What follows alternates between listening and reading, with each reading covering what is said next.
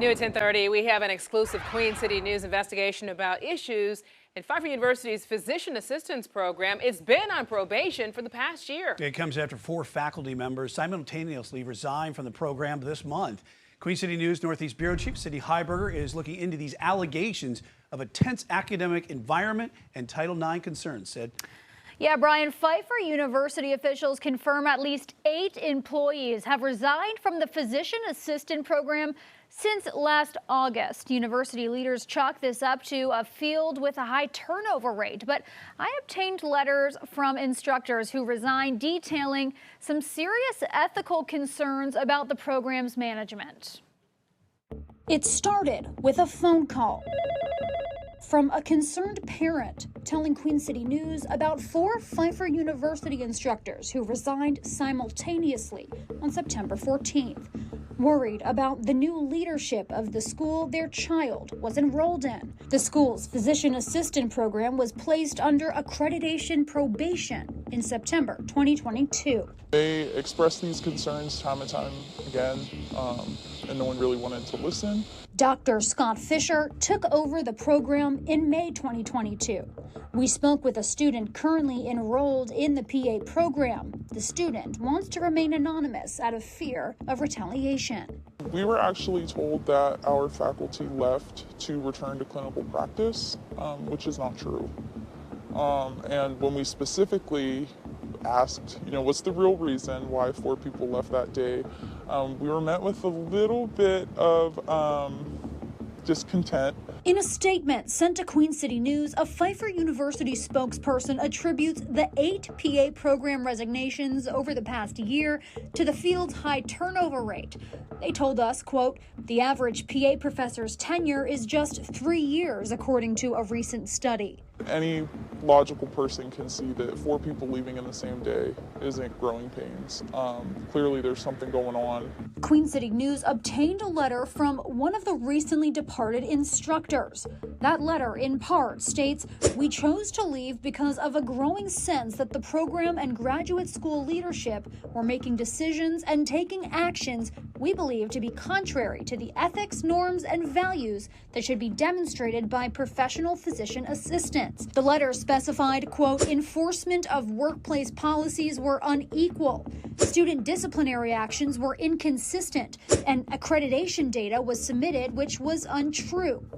Queen City News learned some of those ethical concerns stem from the handling of a Title IX investigation filed in April by former student Brooke Conrose.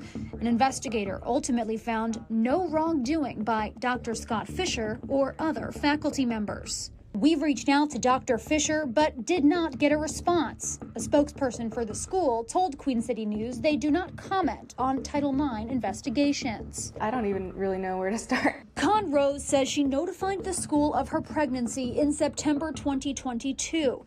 There was back and forth on her maternity leave plans with documents showing Pfeiffer administrators asking her to sign a contract stating she would take extra exams to prove her competency before and after maternity leave. There was another pregnant student in the class above me who also did not have to take any of these exams, which was before Dr. Scott Fisher joined the program. The Title IX report states that Dr. Fisher framed this as a means of support, as a way to give her confidence that she was ready to return to clinical rotations and that any grade she received on these exams would not count against her. Ultimately, after Conrose says she threatened legal action, school leaders eliminated the testing requirement from her contract.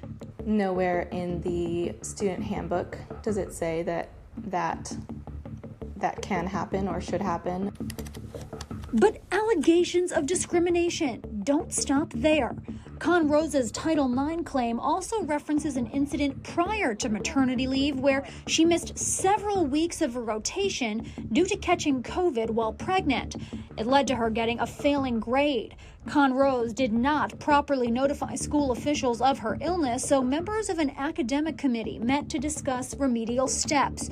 According to a witness interview, Dr. Fisher entered those deliberations despite not being on the committee and, quote, wanted something more punitive than what the committee members had considered.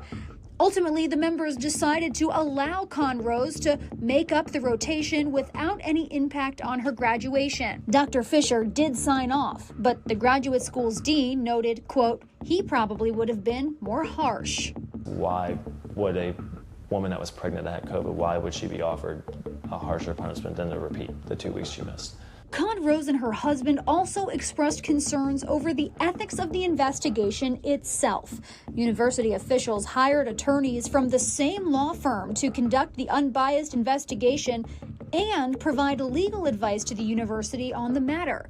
The investigator notes that State Bar Rule 3.7b, quote, allows an attorney to act as an advocate for a client even when another attorney in the same law firm may be a witness in that same matter. Basically, the whole investigation was a big sham from the school to make it look like they were Doing their due diligence. addressing my concerns, but really protecting the best interests of the school. Throughout our investigation, students and faculty members alleged Conrose was not the only person to levy complaints about Dr. Pfeiffer, his conduct, or his leadership style. But the Title IX report shows no official complaints other than the one from Conrose were filed in accordance with the faculty handbook. The graduate school's dean also noted that much of the dissatisfaction over Dr. Pfeiffer comes from accountability measures and expectations he put in place to get the program back on track. Conrose graduated from the program this summer, but current students still worry about the program's future and leadership. I feel like what started off as like more of a community and a family has turned into like a business venture. Yeah, Pfeiffer University leaders confirmed that even after the resignations, they still currently have enough faculty members to comply with current accreditation standards, and they say their next accreditation review is in September 2024.